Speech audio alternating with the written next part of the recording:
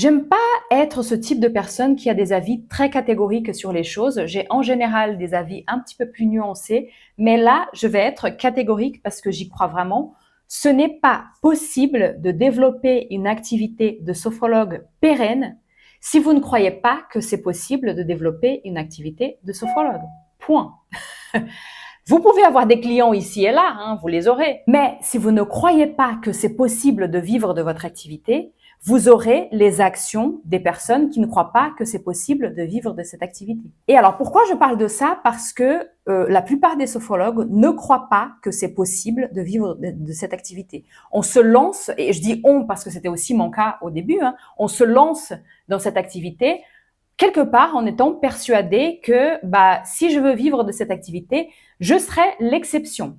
Sauf que pour avoir des résultats qui sont différents de ceux des autres, on fait exactement la même chose que les autres. C'est-à-dire, on se répète que c'est pas possible, que c'est pas bien de faire payer. On distribue nos cartes de visite et nos flyers dans les boulangeries et dans les salons de coiffure autour de nous. C'est-à-dire, on fait exactement la même chose que les autres.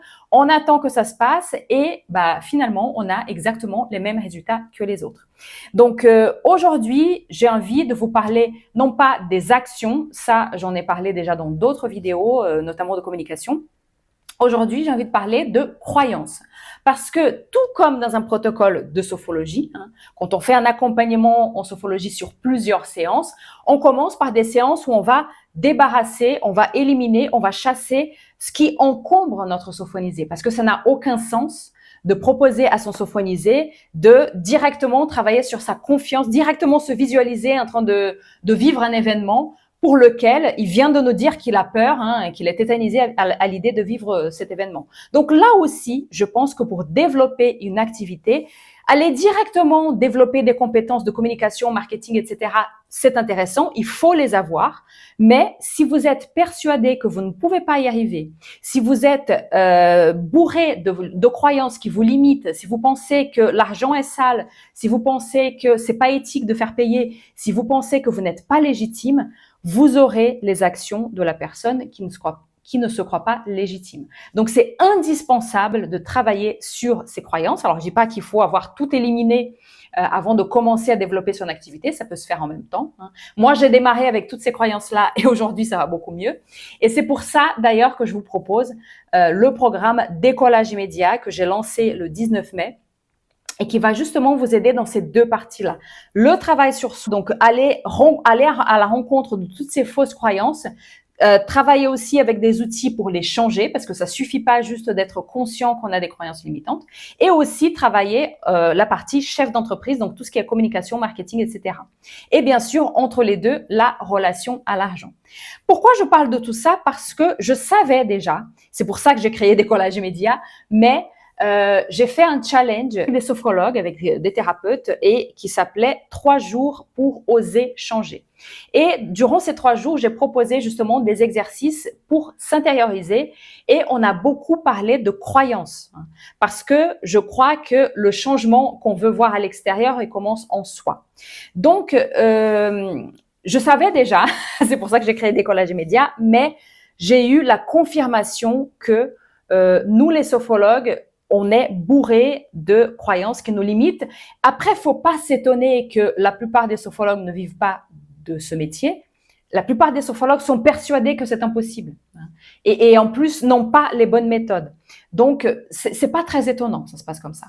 Donc, justement, là, dans cette vidéo, je vais vous lire certains des commentaires que j'ai eu, que les sophrologues ont partagé avec moi. Bon, tout est anonyme, je vais pas exposer les gens ici.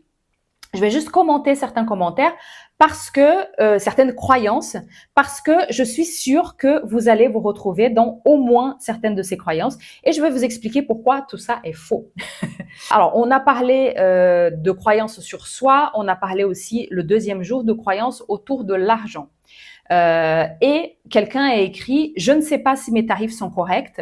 J'ai parfois peur de voler le client. » Voler était entre guillemets. Et il y a souvent cette croyance-là que se faire payer, c'est soustraire de l'argent de notre client, alors qu'on oublie qu'on est en train de lui donner quelque chose en échange. Voler, ce serait demander de l'argent dans la rue, demander qu'il nous fasse un virement en échange de rien du tout. vous avez fourni un service. Et le fait que vous... Alors, je vais regarder vers le bas parce que je suis en train de lire les commentaires, justement. Le fait que vous doutiez de ça montre bien que vous ne savez pas la valeur de votre métier. Vous ne connaissez pas, vous vous rendez pas compte de la valeur de ce que vous donnez. Donc, aussi qui a dit, un peu dans le même état d'esprit, je suis gênée, j'ai même un peu honte, car un service, alors de demander à se faire payer, hein, car un service, ce n'est pas concret, ce n'est pas un objet que l'on peut vendre. Un service, c'est gratuit, ça se donne, ce qui me fait culpabiliser. Donc, tant que vous serez persuadé que vous êtes en train de voler vos clients, que se faire payer, c'est pas éthique, que un service, c'est gratuit, que vous culpabilisez de vous faire payer, c'est sûr et certain que vous pouvez pas développer votre activité. Ce n'est pas possible. On peut pas vivre tous les jours, faire des séances tous les jours en ayant l'impression qu'on est un voleur. Personne n'a envie de se sentir dans cette position-là. Vous êtes quelqu'un d'éthique, évidemment, et vous n'avez pas, vous allez pas gérer cette chose-là pendant des années comme ça. Au bout d'un moment, vous allez finir par arrêter si vous ne travaillez pas sur cette croyance-là. En écrivant ça, je me rends compte que je ne sais pas me valoriser à mes yeux. Je pense toujours que ce que je fais est normal et je ne fais rien de spécial, alors qu'on m'a déjà dit plus d'une fois merci pour quelque chose qui me paraissait normal alors que non. On est reconnaissant pour ce que je fais. Il y a ça aussi, hein, toujours dans le même état d'esprit. Vous fournissez un service qui pour vous est normal, mais rendez-vous compte de combien une séance de sophrologie peut changer la vie. Enfin, peut-être pas une séance toute seule, mais un accompagnement en sophrologie peut changer la vie de quelqu'un. On est quand même avec une technique qui est simple d'utilisation et qui vise quand même une transformation. Combien ça coûte la transformation? L'émotion qui vient au moment de me faire payer, sentiment d'escroquerie, peur du jugement, c'est trop cher pour ce que c'est. Donc là, vous voyez, vous êtes nombreux à, et il y a plein de personnes qui n'ont pas écrit et qui pensent la même chose, hein, vous êtes nombreux à ne même pas reconnaître la valeur de la sophrologie, du service que vous rendez. Peut-être en partie, peut-être que ça vient en partie du fait aussi que vous n'avez pas suffisamment fait des séances de sophrologie pour vous-même, que vous n'ayez pas expérimenté la sophrologie pour vous-même. Pour ça, j'ai aussi un programme qui s'appelle Sophrologue rayonnant, des séances de sophrologie pour sophrologues. Mais il se peut aussi qu'il y ait un problème on l'a tous plus ou moins ce problème-là, hein, mais une question un peu plus large à traiter aussi, qui est l'estime de soi, qui est la valorisation de soi-même en tant qu'individu avant même d'être sophrologue. Se croire digne de recevoir. Parce que l'argent, c'est ça aussi. Quand on est à l'aise dans la relation avec l'argent, on est à l'aise à l'idée de se faire payer parce qu'on trouve que c'est tout à fait normal de se faire payer. Et je sais que vous le savez en plus. Hein, c'est la partie émotionnelle de votre cerveau qui se dit que c'est pas tout à fait normal. J'ai tout de même cette hantise d'être prise comme un escroc, car tout le travail, c'est le client qui le fait, avec son entraînement et sa volonté d'aller vers. Je transmets juste une technique simple avec un côté coach. On m'a souvent dit, mais c'est juste ça la sophrologie. Mais ça, c'est mépriser l'aspect simple. C'est pas parce que c'est simple que c'est pas efficace. Et alors, n'oubliez pas que la personne qui vient vous voir, elle ne connaît pas la sophrologie. Vous avez mis combien de temps à vous former? Après votre formation, vous avez mis combien de temps à vous sentir à l'aise? Vous avez mis combien de temps à créer l'accompagnement de cette personne-là? C'est pas juste de la sophrologie. C'est une technique qui est simple, certes. Ce n'est pas de l'opération cardiaque, de la chirurgie cardiaque, certes. Vous avez appris une technique que cette personne ne connaît pas. Si c'était aussi simple que ça, elle le ferait toute seule chez elle. Aujourd'hui, il y a plein de relaxations gratuites sur YouTube. Si c'était aussi simple que ça, la personne irait sur YouTube, elle achèterait un bouquin à la Fnac et elle se débrouillerait toute seule. Si elle vient vous voir, c'est qu'elle croit que vous avez une plus-value. Il y a évidemment une plus-value à aller voir un professionnel. Non seulement vous êtes sophrologue, mais vous êtes un professionnel de la relation d'aide. Il y a aussi le côté écoute qui vaut énormément aussi au-delà de la sophrologie. Il y a la qualité de la relation thérapeutique et ça aussi, j'en parle dans le programme Décollage Média. Ça aussi, il faut que vous preniez conscience que la relation thérapeutique, quelle que soit la méthode que vous utilisez, hein, ça ne concerne pas uniquement la sophrologie, la relation thérapeutique, le regard positif que vous posez sur vos clients, ça vaut de l'or. Il y a un vrai travail à faire là-dessus. Tant que vous resterez persuadé de ça, c'est normal d'avoir peur de se sentir un escroc. C'est normal de ne pas avoir envie d'escroquer les gens. Vous êtes une personne normale, vous êtes une personne éthique. Hein. La plupart des personnes fonctionnent comme ça. Donc, si vous ne guérissez pas ça, si vous n'allez pas travailler à l'intérieur de vous, cette partie de vous qui n'est pas à l'aise avec l'idée de recevoir, qui n'est pas à l'aise avec l'idée j'ai de la valeur, parce que c'est ça aussi, hein, c'est se dire j'ai de la valeur à partager avec les gens. Il y a quelque chose en moi que les gens viennent chercher et c'est normal parce que j'ai de la valeur.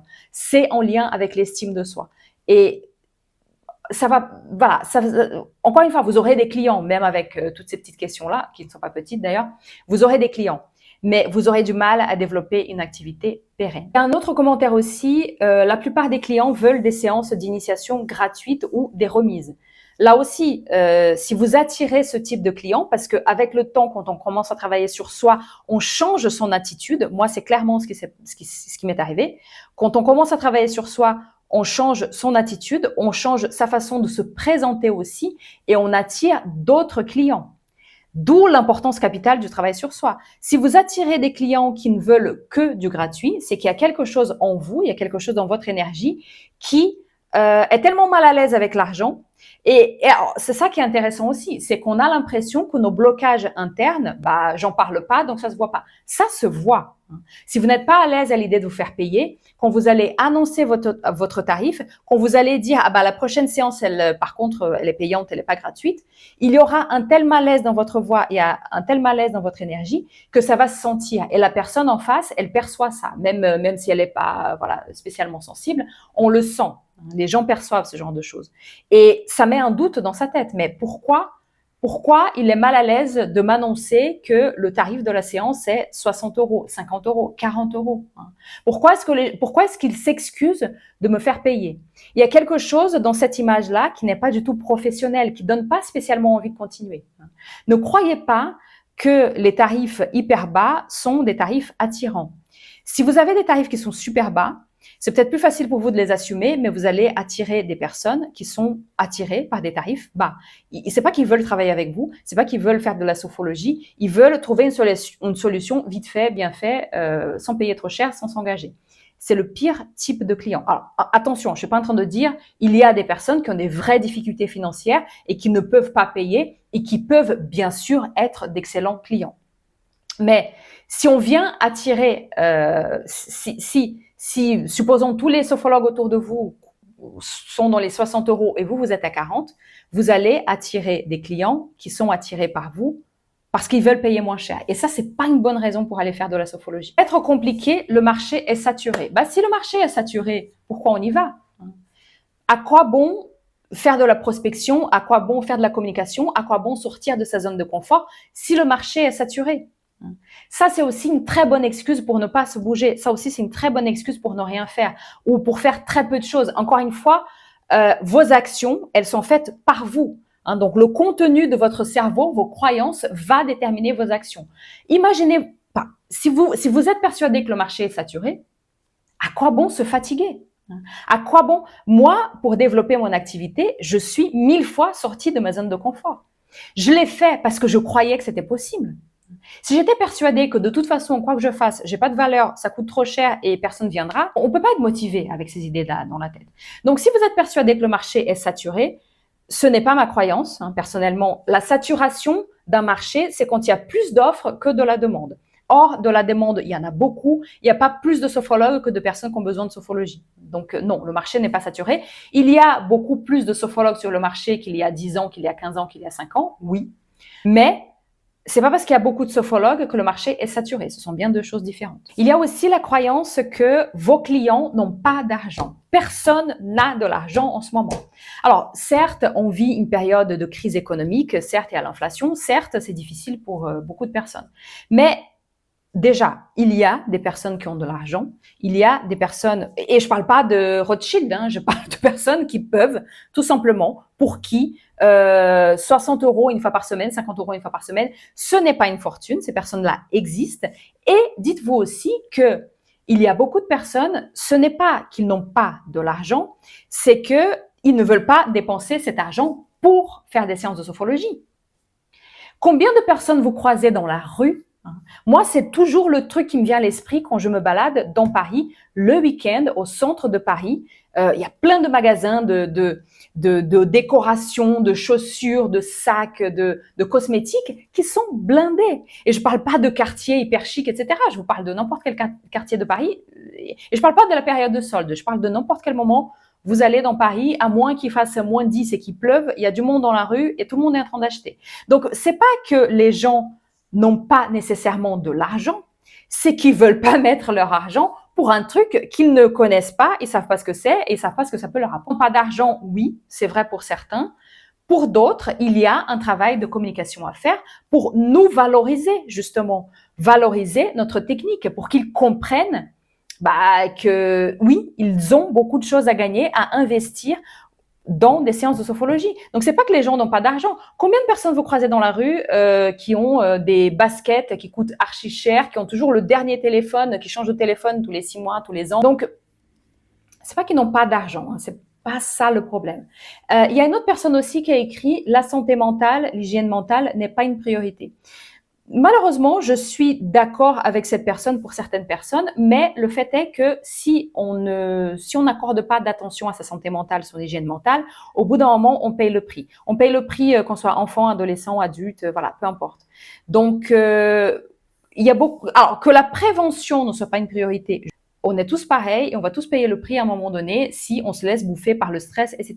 Donc, à un moment donné, elle aura besoin d'aide, elle aura besoin d'un accompagnement.